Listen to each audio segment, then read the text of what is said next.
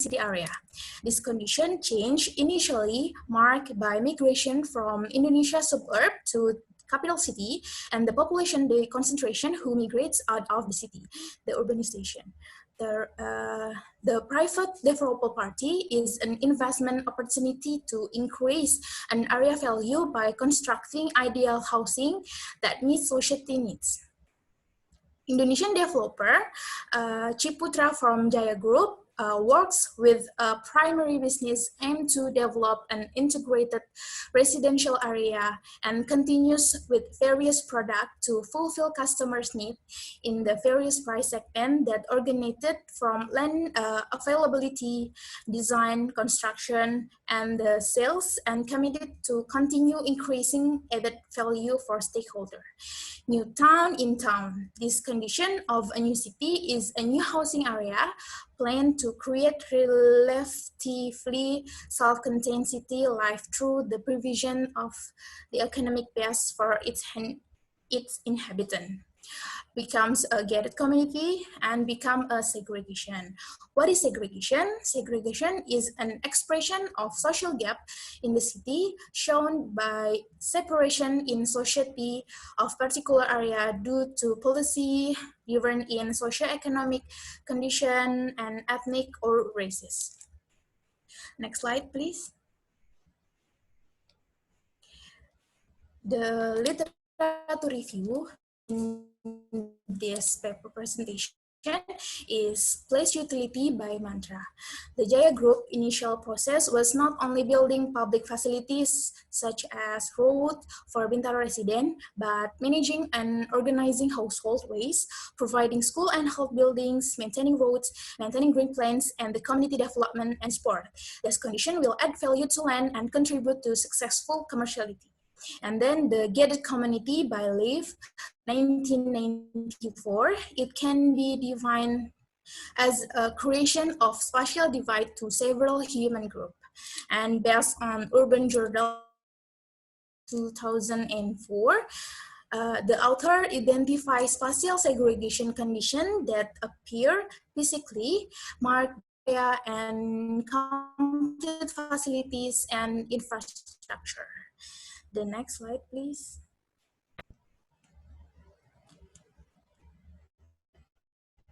The next slide, please.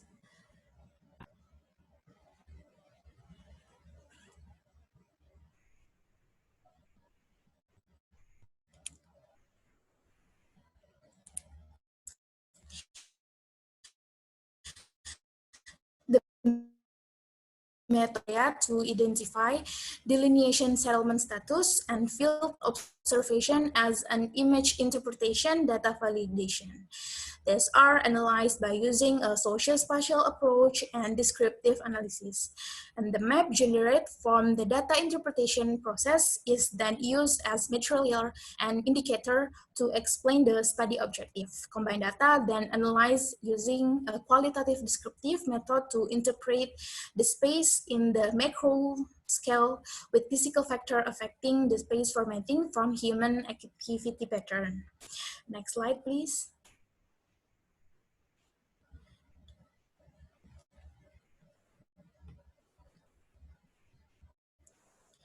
Okay, the map show you Bintaro Jaya area is a city developed by PT Jaya Property located in two administrative area.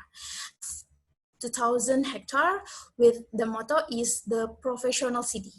And historical, the first stage of development is from west to east, then the central business district is in the middle of the Bintaro Jaya area.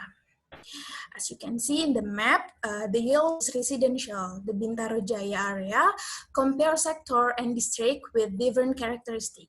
Sector 1 and 2 are located in South Jakarta, and Sector 3 to 9 and Menteng, Kebayoran, Discovery, Emerald, Puri, and Permata district are located in South Tangerang.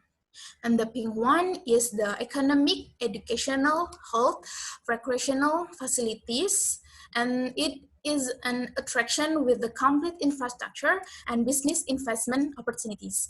And the physical factor indication of segregation in the area can be seen with form such as wall, fence, hedge, and a leggate, that indicating spatial and social distance. The first form is the wall. The wall is separate the housing and the settlement, housing and road, settlement and road, housing and facilities, settlement and facilities. The wall separate the housing from the surrounding settlement. The up picture of the wall, this is the appearance of Bintaro Jaya housing is exclusive to the surrounding environment. In this case, mean dividing wall from housing as a house private area and the other side from settlement as a public area. And then the second form is the fence. The fence is separate the housing from the road among the resident. The picture of the fence, the up one is which the front view of the housing, while the bottom is still with the dividing wall, which the behind of the housing. And this form can found in the district concept. And then the third form is a leggate separated the housing and the settlement. In this picture, location in Sector 5 and Tarmili Hamlet. That means to connect it to social class or a shortcut for housekeeper and security guard towards the housing. Is the hedge separated the road and the river. And next slide, please. Next slide, please.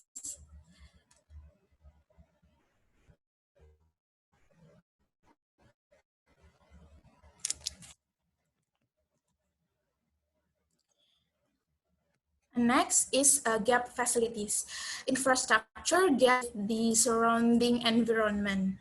Road condition in Bintaro Jaya area with road designed to facilitate vehicle movement, road wide and aesthetic along the road plain with trees and hedge.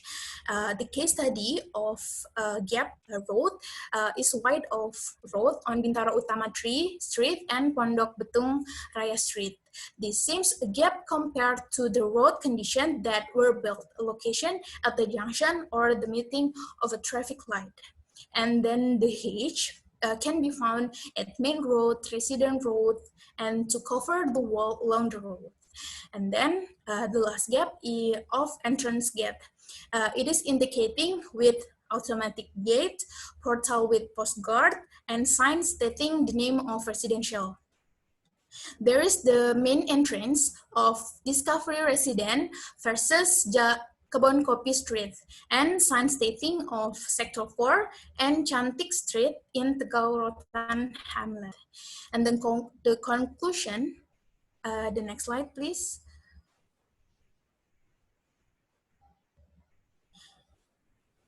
The conclusion on this paper presentation, the segregation can be identified into physical factor, and the physical segregation is marked by dividing walls, fence, hedge, and a light-connected gate. And the Bintaro Jaya residential road networks are designed to have an excellent quality and aesthetic road that kept in the provision basic residential infrastructure built and managed by regional developers. And then the next slide, please. This is my reference that I use in this paper presentation. I would like to thank you for taking time to listen my presentation. Wassalamualaikum warahmatullahi wabarakatuh. Waalaikumsalam warahmatullahi wabarakatuh. Thank you for nice presentation, Mrs. Sophie Wardani. And then we will move to the next presenter, Mr. Gilman Fikri. Are you ready, Mr. Gilman? Okay. Can I use my own slide in this occasion? Okay. Right. Okay. Wait a second. Mr. Gilman Fikri from University Indonesia. The paper title is The Influences of Farmer Group Institution on Agricultural Land Use Change in Ciwidey, Agropolitan Area, Bandung Regency, West Java. Time is yours. Okay, good afternoon, everyone. In this occasion, I would like to present you my research about influences of farmer group institution on agricultural land use change in Ciwidey Agropolitan Area. My research was guided by my lecturer, Mr. Hafiz Tiadi, Mrs. Ratri Chandra Restuti, and Mr. Satya Indotmoko. Okay. So, the main background of this research was because the aforementioned agropolitan area was also experiencing a development in agrotourism sectors. Those developments were done considering that the agrotourism could also improve agropolitan activities in general and promotes agricultural sustainability. But such conditions were hard to reach, and many agrotourism would finally lead to agricultural crisis, where more agricultural land and activities would shift into other economic activities which focus into service and leisure activities of agrotourism. These conditions could be corrected with a good internal party control and consciousness. The internal party could be defined as the party or the people who live, work, and gather profits, living unaffected by the region and activities within it. In the observed region, there are systems which are also promoted by the local government, where farmers with the same vision assembled and created a systems of agricultural activities and organization to improve their farming efficiency and sustainability, creating an institution which known here as farmer groups. Farmers always had a close and tight relation with their lands and aware of the conditions of their environment. And based on this statement, it could be considered that the farming group where the farmers depend their lives on their environment as the internal control party who could directly or indirectly intervene with land use change and activities in the region. There are four basic theories in these problems. The first was the agricultural land vulnerability, where currently the world is progressing their economic activities into secondary and tertiary economic activities, which focus more into manufacturing and services, leaving the primary economic activities such as agriculture or farming as the least desired one. Also, agricultural land use change was spurred by changing socio-economic conditions and specific scenarios in the region. The second was the currently occurring post-productivism agriculture, where currently agricultural activities less focusing on productivity and more focusing into multifunctions to compete with secondary and tertiary economic activity values and profits. One example of agricultural multifunctions is agrotourism, which could create new roles and opportunities for agricultural activities and sectors in general. The third would be the ideal agrotourism. An agrotourism considered as ideal if they could promote agricultural and natural conservation and sustainability. To help reach these conditions, the internal control party with a tight relation to the region was needed. As I stated before, the farming group in the observed region considered as able to be the internal controlling party because of farmers' tight relation to their land and surrounding nature. And the last would be the institutional geography approach. The regional development always influenced by the institution which coped and existed in the society in its region. Developments in an area always aims to improve the advantages and reduce the disadvantages which experienced by society in the region. A good society with a good institution would also promote optimal and efficient development which is suitable for its people in its region. In this research, the farming groups were the institution which had regulations, norms, and systems which considered may directly or indirectly affect agricultural land use activities. This research mainly uses spatial qualitative approach, where the spatial approach specifically uses institutional geography approach. Data would be gathered from interview and observation about the conditions of informant's farming group surrounding environments which spur the land use change and the resulting decision on how to sell or change the usage of their agricultural land. The main informants would be the main and active administrators of the farming group, such as its chief, its elders, and its main functionaries. All the data would be interpreted using hermeneutics interpretation and compared with other data from other locations and places within the observed region to find its spatial relation and pattern. Then, analysis and conclusions would be done using discourse analysis. Based on observation, it is known that the main reasons of agricultural land sale and land use change were the farmers' economic conditions. All farmers realized that their land are their source of income, but mostly they who sold their land had to do it because they needed money for various reasons, or change their land use into another usage which gains more profit because the lack of profit gained from their agricultural activities. As the land price in an area rises, the farmers are also eager to sell their lands. The conditions which promotes the rise of land price mainly were accessibility and surroundings land use. So it could be stated that the agricultural land vulnerability in this area mainly affected by conditions such as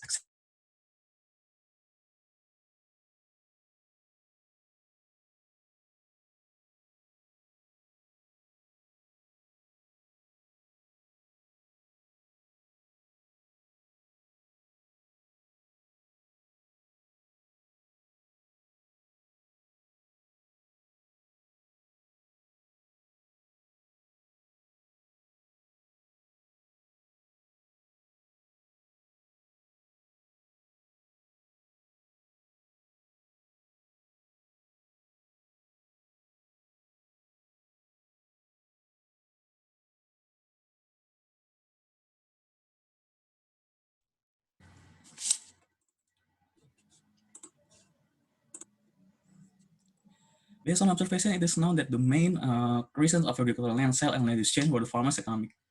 I'm sorry, there are some technical problem.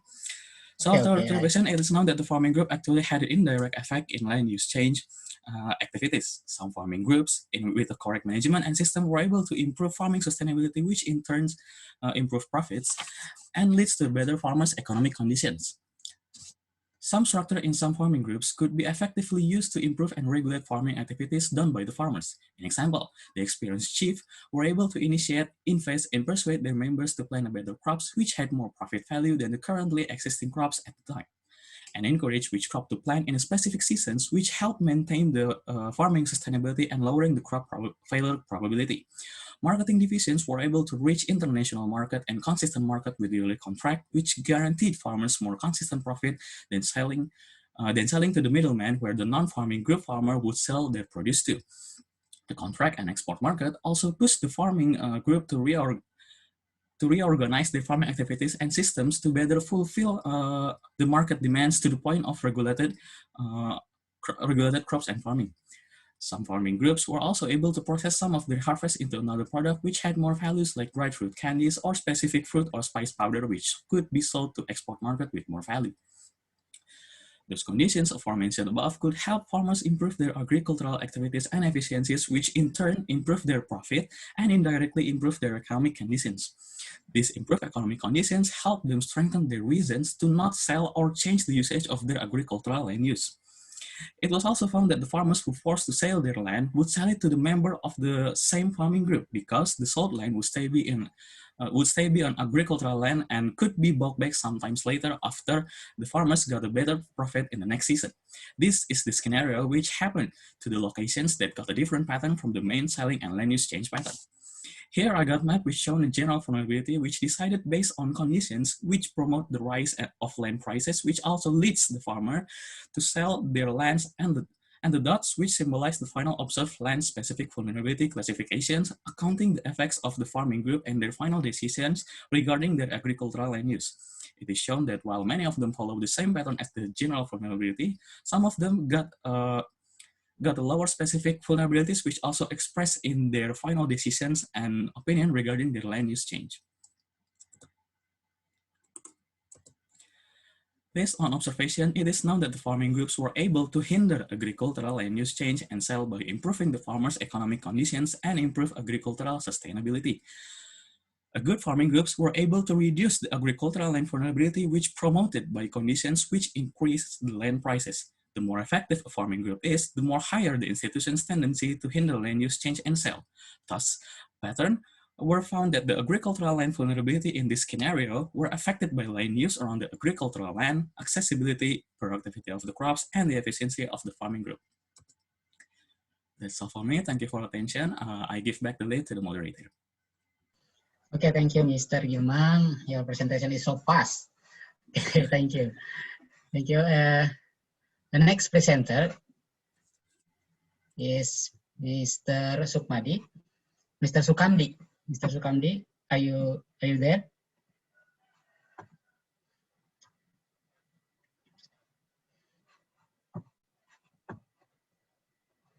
Okay, we will move to the next presenter.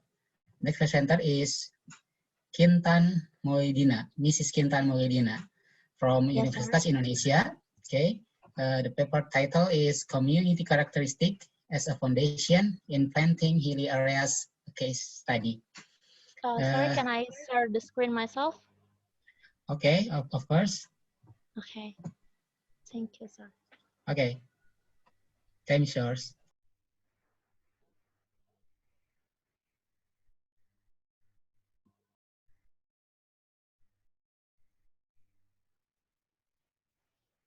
Okay. Can you see my presentation? Okay, clear. Okay. Hi, audiences. Good afternoon. I'm Kintan Maulina from Department of Geography, Universitas Indonesia.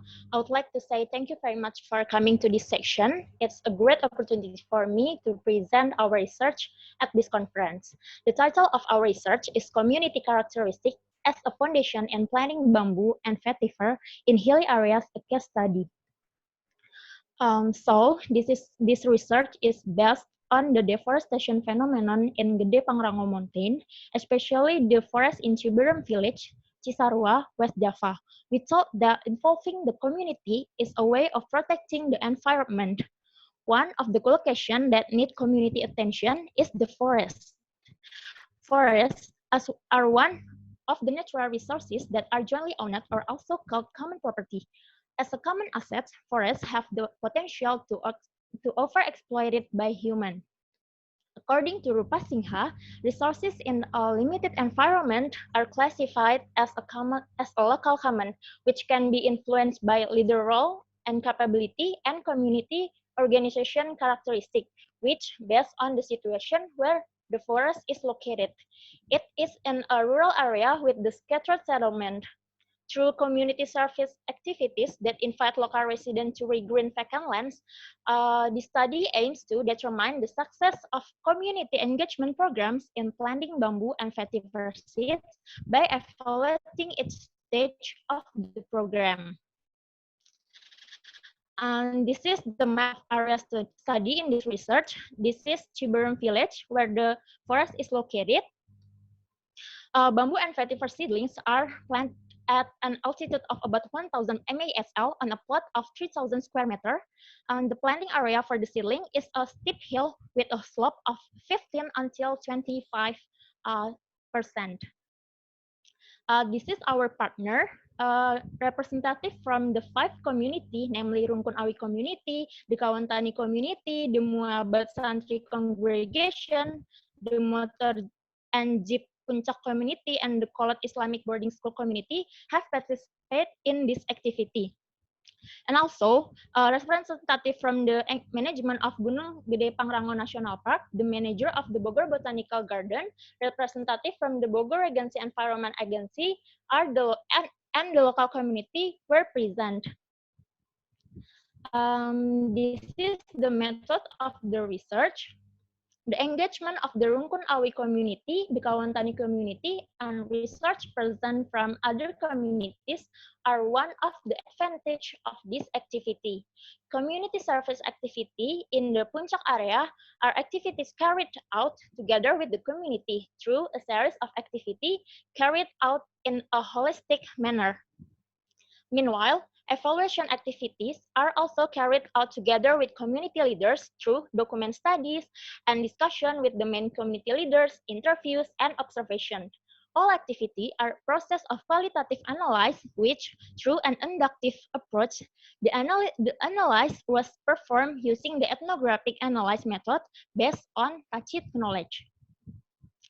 The values believed by a leader and the characteristic of a community organization will shape one's knowledge of what one's received, experience, and analyze. This knowledge then form what is known as tacit knowledge. Well, tacit knowledge in several studies has been used to measure community involvement, which in this study will group into knowledge about the location planting bamboo and vetiver, knowledge about its relationship with environmental conservation, and knowledge about the economic benefit of bamboo and vetiver. The program of planting bamboo and vetiver that have been supported both bottom up and top down is the result of developing discussion. The program is then developed and implemented with the communities residing around the planting location. This is the result and discussion. This table is the role of the community in community service activities, divided into 3 community groups, namely local community, group participant, and institution participant. In the table, we could see that local communities have a high role to play as motivator and initiator for other community groups. As well as their commitment to this activity, their sense of belonging and responsibility is higher than other groups. So the economic benefit will be felt by those who keep the sustainability of the plant. While group participants have a high role as inspiration and initiator and have higher knowledge than other community groups. Meanwhile, institution participants do not have such a large role in this event because of their position as a guest in this activity, and they have their own work program in the scope of the environment. This is the local organization characteristic. In the table, we could see that the scope of Rungkun Awi community activities is based on the environmental. They are planting several rare plants endemic to Indonesia and also through composting poetry and songs. Another community, Kawantani community, is a community of entrepreneurs of cut flower and ornamental plant business around Cipanas and Cianjur area. While Muhabat Santri congregation is not a group of environmental activists or hobbyists in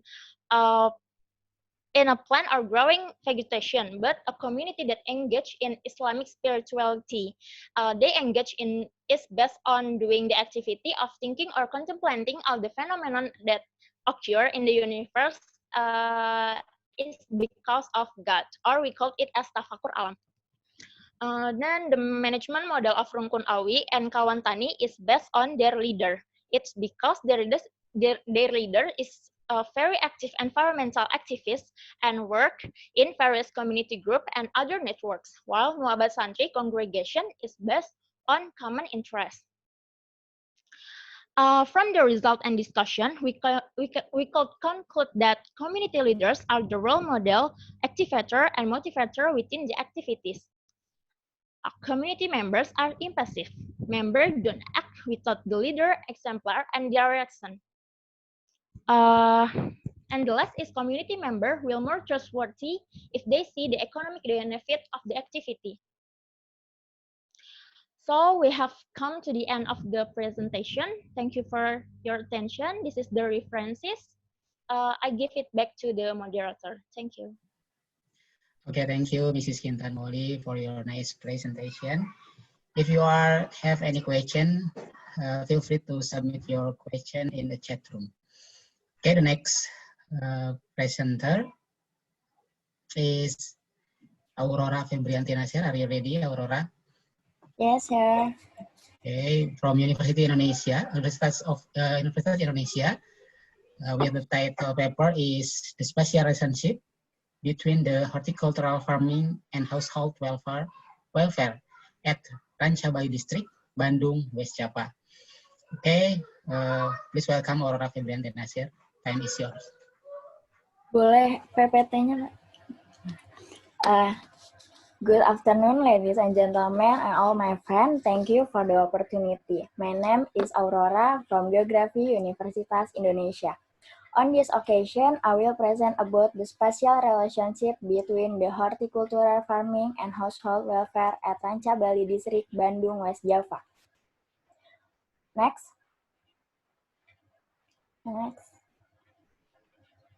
This research stems from the agricultural sector, which is sector with an increasing contribution to GDP in 2017. The sector plays a role in the source of income and job creation.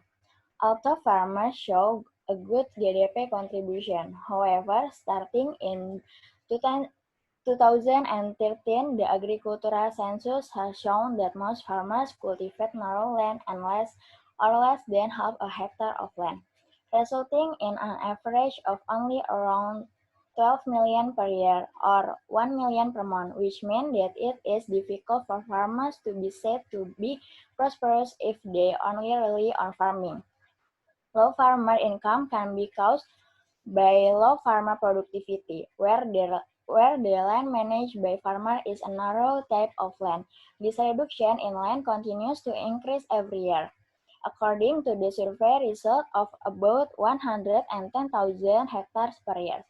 The study aims to determine the level of farmer household welfare on spatial variation in farming patterns. Next.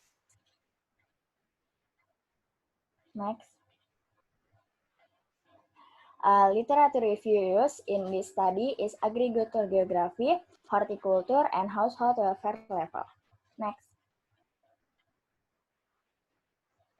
The first method is the variable in this study is the spatial variation of farming patterns and the level of farmer welfare. In spatial variation in farming patterns, data are taken from cropping patterns, labor, land area, and accessibility.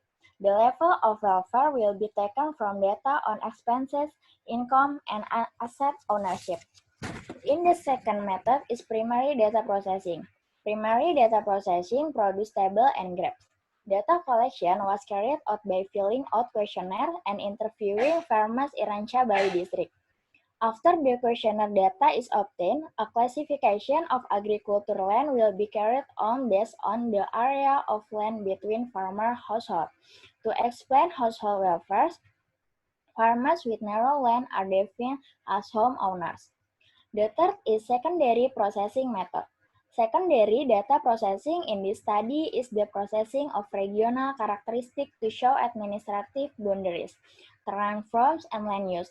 The data for the Rancha Bali district area is searched from Indonesia Topographical Data, the Geospatial Information Agency. The method used is descriptive spatial method. This method is done by describing the result of cross-tabulation of farming patterns on land area and accessibility. After obtaining the spatial variation of the farming pattern, it will be cross-tabulated with the welfare level of the farmer household. Next. The farming patterns in this study are cropping patterns and labor patterns. There are two cropping patterns, namely monoculture and intercropping. Within the workforce, there are three groups, namely independent workers, domestic workers, and non-domestic workers. In farming typology, there are 6 typologies. The first is the independent workers who don't need additional labor assistance, with the abbreviation SM for monoculture crops and ST for intercropping. Likewise, labor assisted by the family of other household members such as children, wife, or other relatives, abbreviated as KM and KT. And finally, assisted by other people such as farm laborers, abbreviated as LM and LP. Can be seen in the figures and table in a farming patterns with high accessibility. It is dominated by farmers with narrow land, around 33.9% with their own labor in the monoculture cropping pattern, and there are farmers on medium land who earn 3.7% in household assistant labor and 1.8% of farmers with help from non-house labor on intercropping plants. For farmers with high accessibility, the advantage is that it makes it easier for farmers to directly bring their agricultural products to the market or collector easily and quickly. However, for medium and low accessibility, it is more difficult to bring the crop. However, the distance between collector and farmer is also relatively close. Next. The majority of farmer household welfare is moderate. Both farmers are in high, medium, and low accessibility. In the farming patterns that manages their land with their own business. In the monoculture cropping pattern, there are 1.8% of farmers with low welfare, 49% of farmers with medium welfare, and 3 farmers with high welfare. Furthermore, in self-employed farming patterns with intercropping planters, there are 3.7% of farmers with moderate welfare. These farmers are located on narrow land, but the accessibility is good and moderate. Then in the farming pattern with labor assistant by household member in monoculture, there are 15% farmers with moderate welfare. These farmers are a good level of accessibility, medium accessibility, and low accessibility. And 5.6% of farmers at high welfare level at our accessibility being on a narrow land area. Then for intercropping patterns, there are 1.8% of farmers with moderate welfare with good accessibility and narrow land area. In the intercropping patterns, there are 1.8% of farmers with moderate welfare who have good accessibility, medium land area, and 3.7% of farmers with high welfare with medium and wide land accessibility. Next. The majority of farmers in Rancabali sub-district carry out agricultural activities on their own without the assistance of other workers with a monoculture cropping pattern on narrow land in both high and medium accessibility condition. If the quality of accessibility worsens, horticultural farmers will increase the workforce of one household in order to assist in the distribution of agricultural products.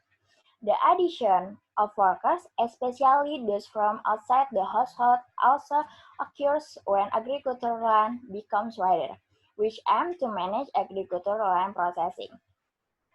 Uh, the, the welfare of farmer household in Rancabali district is dominated by moderate household welfare. The majority of horticultural farmers with monoculture cropping patterns and cultivate themselves in all accessibility conditions are at a moderate level of welfare. The better the condition of the accessibility of the agricultural land, the better the welfare will be, and vice versa. Farmers who are on an area of land with moderate and poor accessibility, their level of welfare can increase if they have a large area of land and tend to use labor from outside the household to manage agricultural land and help distribute agricultural products. Next, the following reference that I use, and here's a presentation from me. Thank you for your attention. Okay, thank you, Mrs. Aurora Febrianti Nasser, for your nice presentation. I will ask you in this room, dominate from Universitas Indonesia, right? Are you student? Fresh graduate. Oke, fresh graduate. Semuanya kayaknya fresh graduate ya? Yang lainnya ada yang masih mahasiswa? Me, sir. Okay. I'm high student. Okay, nice. Okay, we will move to next presenter. Next presenter is Elvania Rosalin Dewi Andini. Yes, sir. Okay, from Universitas Indonesia. We have the paper title is Tea Smallholder Livelihood Development. Okay, please welcome to Elvania Rosalina Dewi Andini. Time is yours. Okay, thank you, sir. Assalamualaikum warahmatullahi wabarakatuh. Good afternoon to all participants today. It's a pleasure to be here. My name is Elvania Rosalin Dewi Andini. I'm from Department of Geography, University of Indonesia.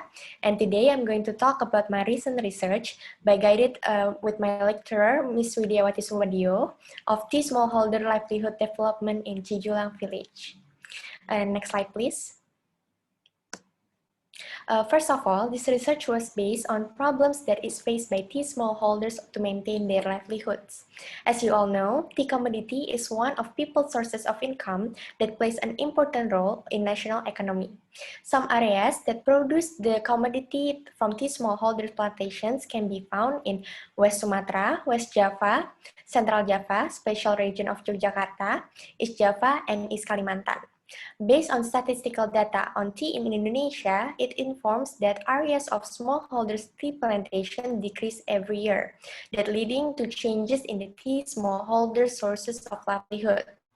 Every individual needs livelihoods consisting of abilities, assets, and activities as a means of living. The province of West Java is the province that produces tea commodity with the highest contribution, which is 43% of the national production from smallholder tea plantation nationally. But this area has undergone changes that have affected its tea production.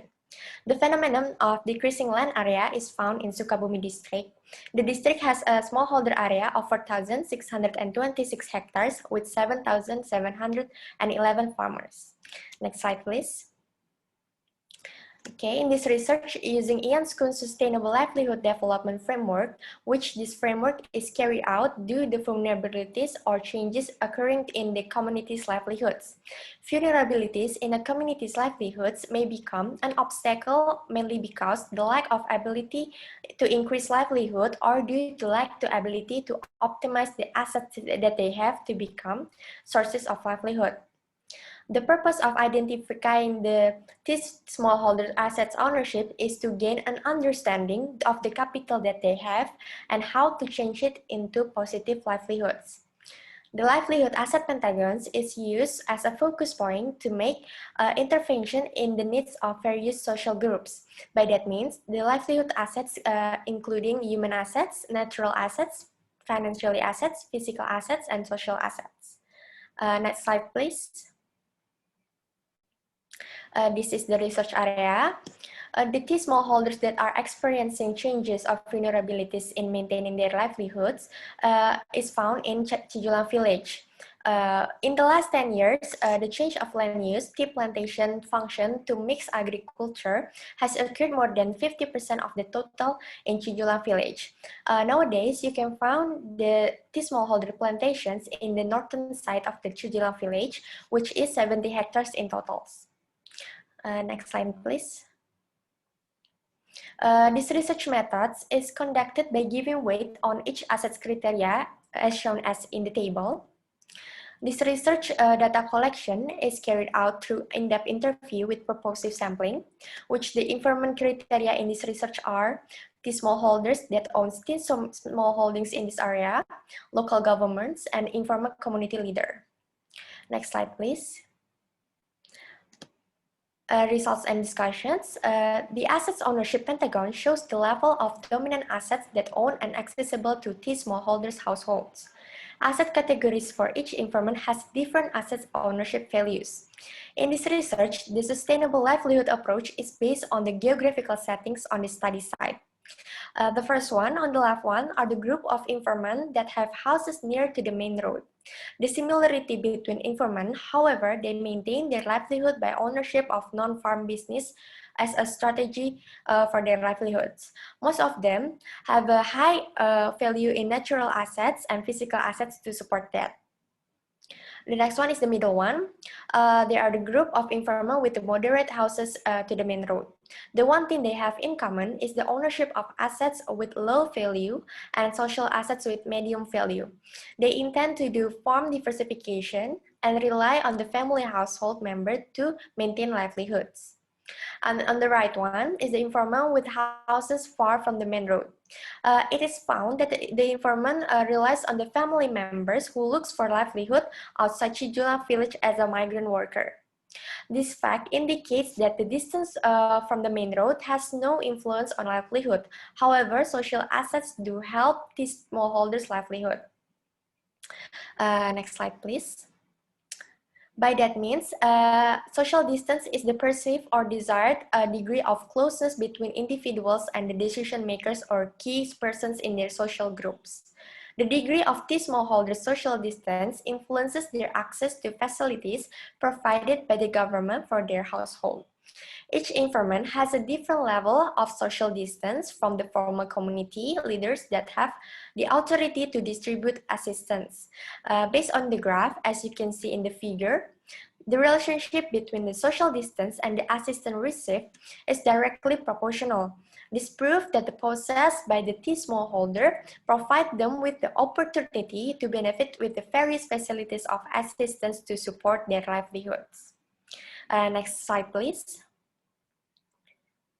Well, this picture shows that all of the T smallholders informant in Cijulang village have a different level of asset ownerships.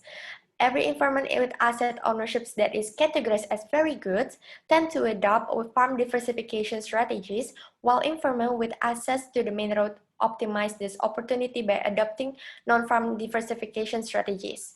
Meanwhile, from the research, it is found that the women T smallholders with adequate ownership depends member on the household migrations outside the village for their livelihoods. In summary, the forms of adaptation of the smallholders are as follows: farm diversification, non-farm diversification, and migration. Next slide, please. In conclusions, it is identified that some of the assets have higher values compared to the other ones, namely social assets and physical assets used for more choices to their livelihood strategies. And it is identified that these smallholders households whose house locations are near to the main road adopt non-farm livelihood strategies, while those whose houses are in moderate and far distances from the main road rely on the agricultural sector for their livelihoods. Furthermore, these smallholders households having high social assets with the external parties get higher benefits of assistance compared to those with lower social assets. Next slide, please. These are the references that I use for this research. This presentation come to the end. Thank you for your attention. Wassalamualaikum warahmatullahi wabarakatuh. Waalaikumsalam warahmatullahi wabarakatuh. Thank you for your nice presentation, Elvania Rosalin, Dewi Andini. Last presenter is Virgi Citra Nabila from Universitas Indonesia. Okay. Can I share screen on my own? Of course. Thank you. Please welcome Virgi Citra Nabila. Time is yours.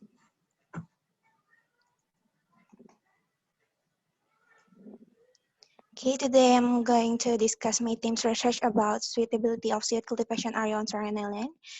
My name is Virgi Citra Nabila, and we will represent my team to speak on this occasion. And the first one is introduction. Seaweed cultivation is an alternative activity in the use of coastal area. The high capability and development of potential area that are still wide open can increase seaweed production in Indonesia. One of the seaweed production area in Balikpapan is located on Sarangan Island, and based on data in Marine Fisheries Office in 2018, seaweed production during 2013 till 2015 experienced a decrease in amount of production from 175 tons to 129 tons, and it's continued to be priced by development of tourism and human activities. However, due to limited study information in determining the location of seaweed cultivation, an effort can be made is by utilizing remote sensing. Spatial planning for seaweed cultivation with remote sensing data will reduce field survey and increase the estimation of a wider potential area. And the next one is the method. This study area is located on Sarangan Island, and this study used secondary data in the form of Landsat 8 imagery path 116 and row 66, and the variables in this study is sea surface temperature, total suspended solid, salinity, and dissolved oxygen. And the grid analysis unit was used in this study by analyzing the Landsat image of 300 equal 300 meter using FieldNet. And the data processing. The first thing that I have done is pre-processing to create the image, and then I use the bandmat function in NV software by insert the formula in the form of algorithm value for the image to be processed. And for sea surface temperature, the band used is the thermal band. And then in its development, there is a good relationship between sea surface temperature and dissolved oxygen. So there are near surface water temperature, or WST, in this function that has been obtained previously will be converted to NSDO, or near surface dissolved oxygen. And for salinity, the band used is the green band, red band, and near infrared band. And the last one is total suspended solid. The band used is the green band and near infrared band. And the maps of each parameter that have been previously processed are overlaid with weighted overlay tools to find the suitable, quite stable, and unsuitable area for seaweed cultivation. And then the next one is the result and discussion. Sea surface temperature during the rainy season on Sarangan has two criteria. There are suitable and quite suitable, and the temperature in the range of 26 till 32 Celsius categorized as unsuitable area and has covering area for 64 hectares, and the quite suitable area dominates the water of Sarangan Island in the range of 20 till 26 Celsius and has covering an area for 553 hectares. And during the dry season, sea surface temperature in Sarangan Island has two classes that are unsuitable in the range of less than 20 and more than 32 Celsius, that covering an area for 69 hectares that located in the northern, western, central, and the part of the eastern coast of Sarangan Island. And then the suitable area dominates the total number of breeds during the dry season. And the next one is salinity in Sarangan Island. In two season consists of two classes that are quite suitable in the range of 28 till 32 part per thousand that has covering of 228 hectares and scattered in the southern, eastern, and northern part of Sarangan Island. And the unsuitable area is dominated with total area of 389 hectares.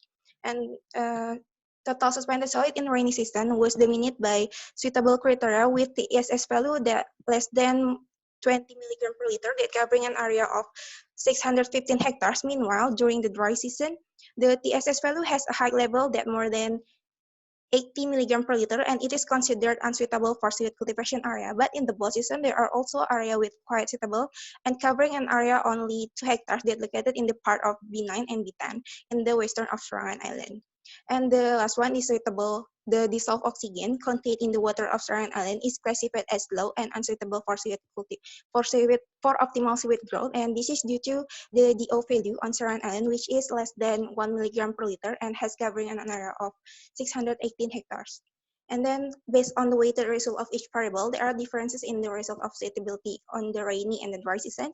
During the rainy season, the water of Serangan Island are dominated by quite suitable area that covered an area of 616 hectares and distributed over the entire grid, and the suitable area only located in the part of grid B2 and in the northern of coastal area of Serangan Island. And then during the dry season, there are 3 classes: suitable, quite suitable, and unsuitable area. And the suitable one has covering an area of 223 hectares and located in the northeast and south and southwest of Serangan Island, and the quite suitable area is covering 392 hectares and dominantly covered with 72 grids. And meanwhile, during the unsuitable area was only 2.52 hectares and was located in the eastern part of central coastal area, which is precisely on the E8, F9, and G6 grids, and in the western part of Serangan Island, which is precisely over the grid B9 and B10.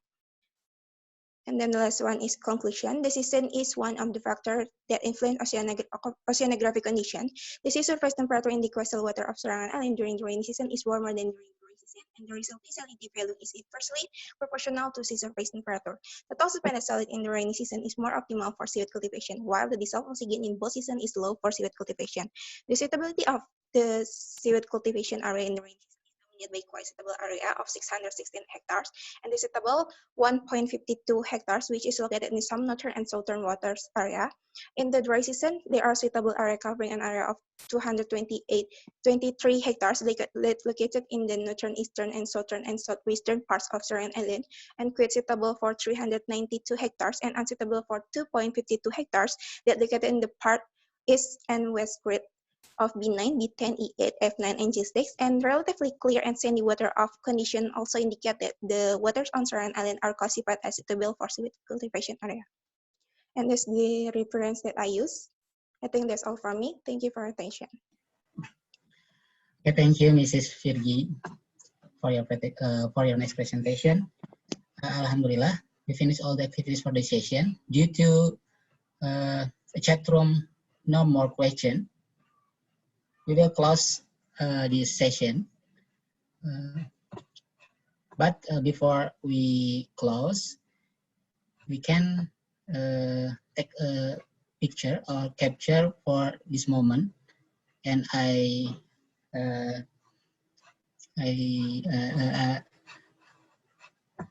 can take a picture, and please operator for take a picture, and our participant or our presenter please activate camera. Oke, baik. Kepada para presenter dan partisipan diharapkan untuk menyalakan kameranya karena akan diadakan sesi dokumentasi.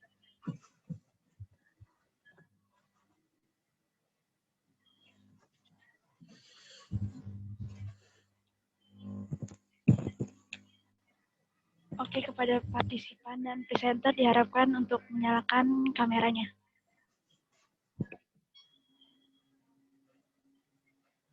Oke, saya akan memulai untuk dokumentasi. 1, 2, 3. Oke. 1, 2, 3.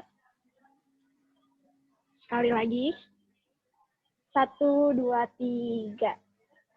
Oke, baik. Terima kasih. Okay, silakan, Bapak.